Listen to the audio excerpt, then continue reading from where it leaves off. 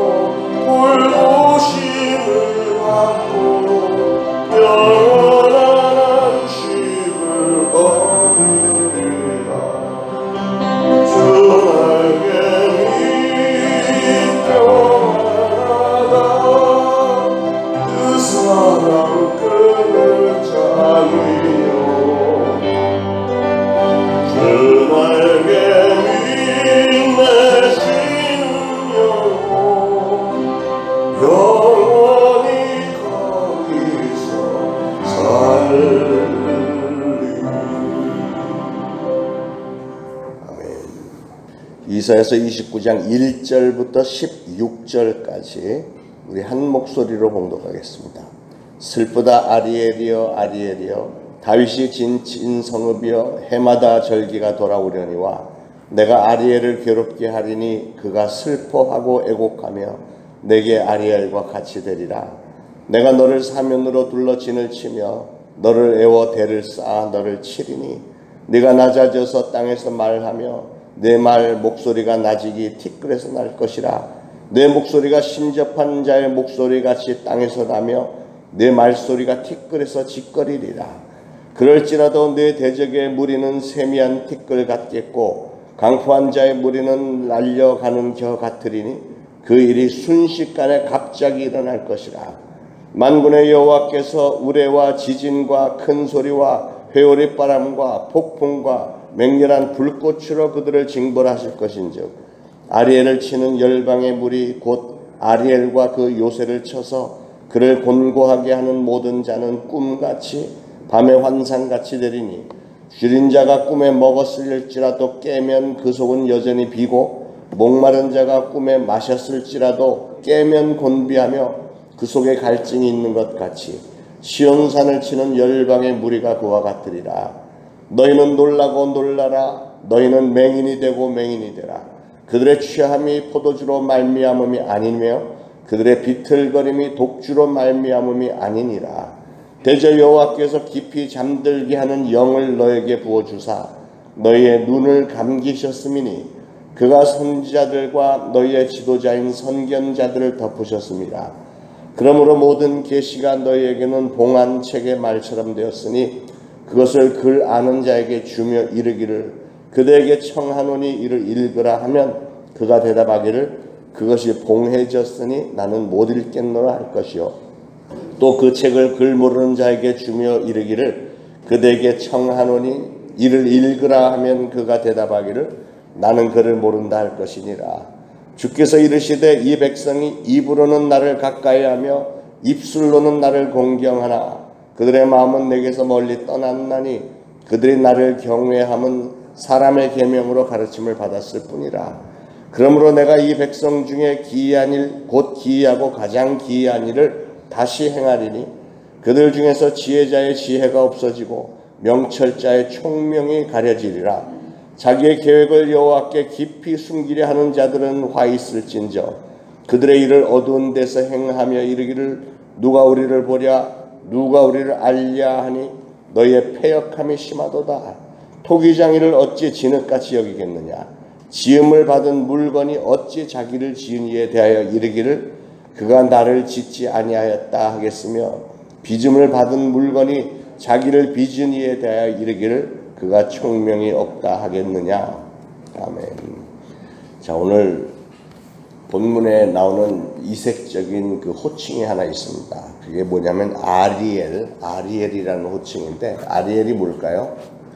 아리엘은 예루살렘의 별명입니다. 예루살렘은 다른 말로 아리엘이라고 부르는데 하나님은 죄에 빠진 이스라엘 백성들을 징계하시기 전에 오늘 본문에 나오는 이사야 선지자의 입술을 통해서 1절 2절에 슬프다 아리엘이여 아리엘이여 이게 다시 말해서 슬프다 예루살렘이여 예루살렘이여 다윗의 진친 성읍이여 해마다 절기가 돌아오려니와 내가 아리엘을 괴롭게 하리니 하나님께서 예루살렘을 징계하시겠다는 뜻이고요.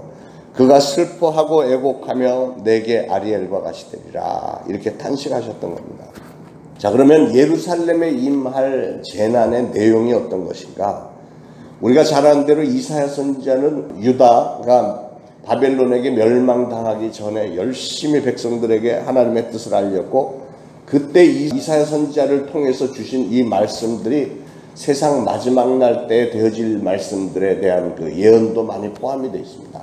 예루살렘 성의 마지막에 대한 말씀이지만 동시에 세상 마지막 날에 되어질 일들에 대한 이중적인 그 예언의 말씀들이 들어있다는 것이죠. 자, 그러면 예루살렘에 임할 재난의 내용은 어떤 것이냐? 하나님의 진노의 채찍은 그들에게 외적의 침략 형태로 찾아올 텐데 3절에 이방 군대가 아리엘을 사면으로 둘러 진을 치며 대를 쌓아 공격할 것이라. 바벨론이 쳐들어오면 예루살렘 성문이 완전히 다 닫혀있고 든든하니까 그 이방 군대들이 토담을 성벽 앞에다가 이렇게 싸서 올리고 이쪽에서 다리를 그냥 탁 걸치고 그냥 넘어오는 거. 그런 전쟁에서 많이 보셨잖아요. 그렇게 그런 방식으로 올 것을 예고를 하신 겁니다. 그래서 바벨론 군대가 완전히 예루살렘 성을 완전히 다 포위하고 성의 출입을 완전히 차단시켜버리고 그런 인공 언덕을 만들어서 결국은 그 성을 타고 넘어갈 기회를 이렇게 엿보는데 그러면 그 성 안에 있는 이스라엘 백성들이 얼마나 불안하겠습니까? 수도 셀 수 없이 많은 군사들이 삥 둘러서 성을 완전히 감싸고 이제 인공 언덕을 쌓아서 이제 그냥 막 넘어올 텐데 그러면 그 안에 백성들은 사기가 떨어지고 불안하고 막 그 안에 내란이 일어나고 난리가 나겠죠. 그런 예루살렘의 상태가 어떻게 되냐면 4절에 표현하는데 신접한 자의 목소리에 그 비유해서 표현합니다. 여러분 신접한 사람의 목소리를 들어보셨나요? 우리가 다메섹 캠프를 하다 보면 종종 귀신 들린 사람들 이렇게 드러나갖고 안수하면 넘어져갖고 막 이상한 소리 내는데 그 중에 신접한 자, 귀신 이 속에서 이렇게 아주 효잡한 목소리를 내요. 이렇게 무슨 말인지 모르는데 언뜻 들으면 그게 무슨 방언인가 할 이상한 소리인데 그게 신접한 자, 그 귀신들이 그런 소리를 아주 소름 끼치고 기분이 아주 불쾌해지는 그런 소리를 내는데 예루살렘이 외적들의 침략을 받아서 그 안에서 덜덜 떨고 있는데 그 사람들이 막 아우성 치는 소리가 결국 그렇게 조잡하게 사람들이 된다는 거죠. 그래서 내가 낮아져서 땅에서 말하며 내 말소리가 낮이기 티끌에서 날 것이라. 내 목소리가 신접한 자의 목소리같이 땅에서 나며 내 말소리가 티끌에서 짓거리리라. 자, 그런데 무엇 때문에 예루살렘에 이런 재난이 찾아와야 했습니까? 이사야 선지자는 그 이유를 9절부터 16절까지 네 가지로 얘기를 하는데 하나씩 봅니다. 9절에 보면 첫째로 아리엘이 영적 소경이 되었기 때문이라고 얘기를 합니다. 아리엘이 예루살렘이 영적으로 소경이 되었기 때문에 이런 재난이 찾아올 것이라. 너희는 놀라고 놀라라. 너희는 맹인이 되고 맹인이 되리라. 왜 하필이면 맹인에게 비유를 하셨을까? 그것은 소경은 눈이 있지만 보지를 못하잖아요. 해가 떴는지 해가 졌는지 밤인지 낮인지 지나가는 게 내 앞에 있는 게 사람인지 뭔지 이게 알아볼 수 없잖아요. 꽃의 아름다움도 모르고 신비로운 자연의 변화도 감지할 수가 없습니다.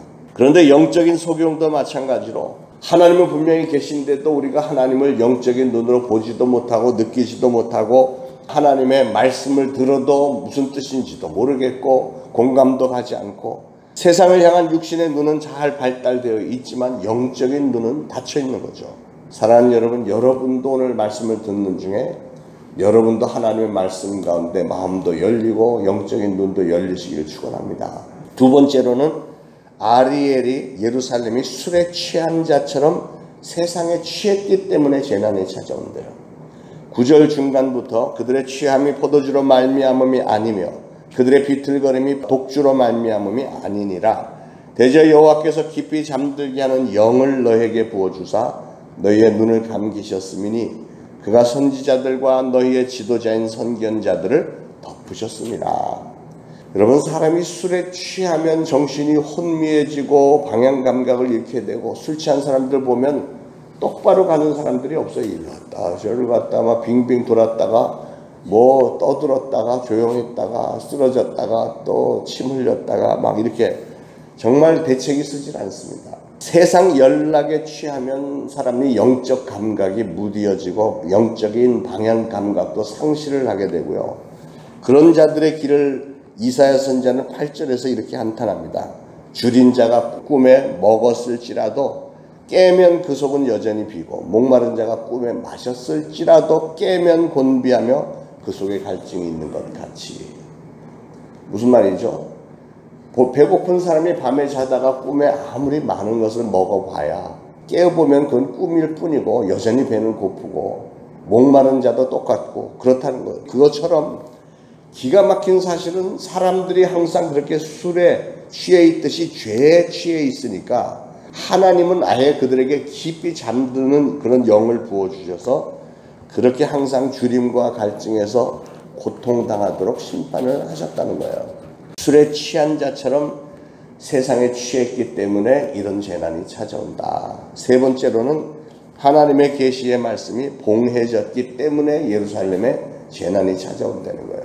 11절에 그러므로 모든 계시가 너희에게는 봉한 책의 말처럼 되었으니 그것을 글 아는 자에게 주며 이르기를 그대에게 청하노니 이를 읽으라 하면 그가 대답하기를 그것이 봉해졌으니 나는 못 읽겠노라 할 것이요.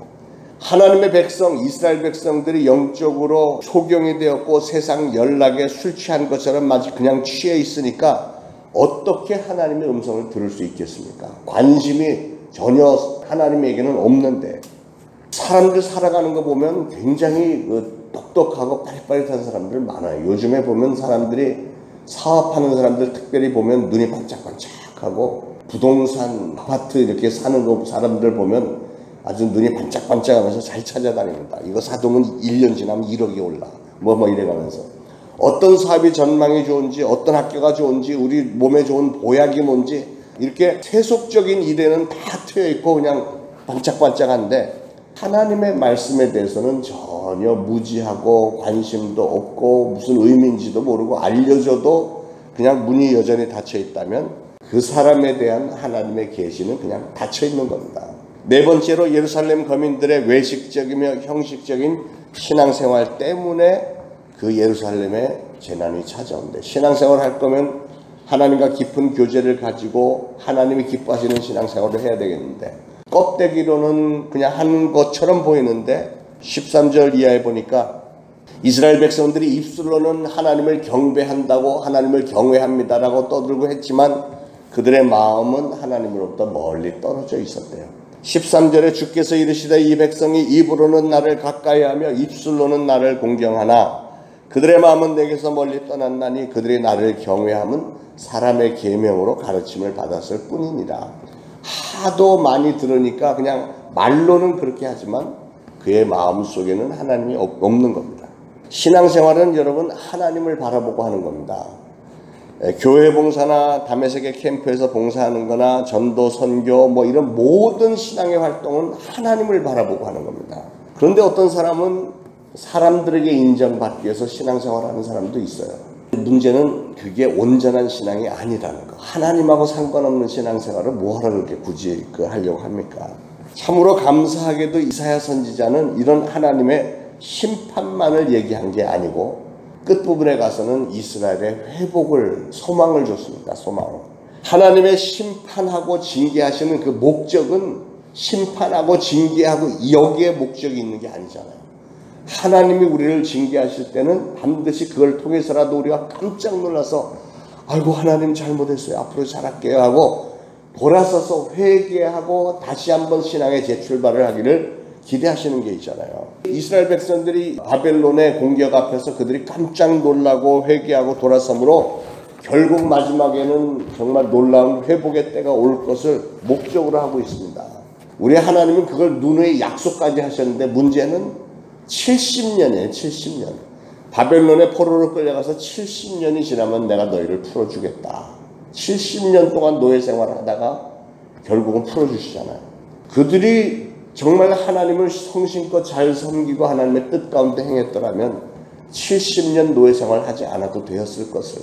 영적으로 소경이 되었던 아리엘의 영안이 열릴 때가 올 것이라고 말씀을 하세요. 이런 재난, 고난, 요즘에 그 코로나 바이러스가 어떻게 보면 신앙인들의 경각심을 울려주기도 합니다. 어떤 분들은 이런 가운데 슬금슬금 멀리 떠나가는 사람들도 있지만 한편으로는 그런 가운데서 불안한 마음 가운데 오히려 그동안 안 읽던 성경을 읽게 되고 그동안 안 하던 기도 생활도 시작하는 사람들이 점점 늘어나고 있잖아요. 요즘에 우리 새벽 재단이 굉장히 괜찮은 것 같아요. 다른 교회는 어떤지 모르겠는데 우리 새벽 재단에 여러분들이 많이들 나오시는 것도 참 감사하고 기도하는 모습도 그렇고 이렇게 여러분 말씀 듣는 자세가 너무 좋아. 이런 재난의 때에 우리는 다시 한번 하나님과의 관계를 회복하는 걸 반드시 해야 됩니다. 반드시. 문제는 견디기 힘든 심판을 다 견디고 회개한 후에 그렇게 된다는 거예요. 그러므로 우리는 그렇게 되지 않도록 환난이 오기 전에 환난이 만나자마자 우리는 빨리 회개하고 돌아서서 환난의 기간이 길어지지 않도록 모든 것이 속히 회복되어지기를 예수 그리스도로 축원합니다.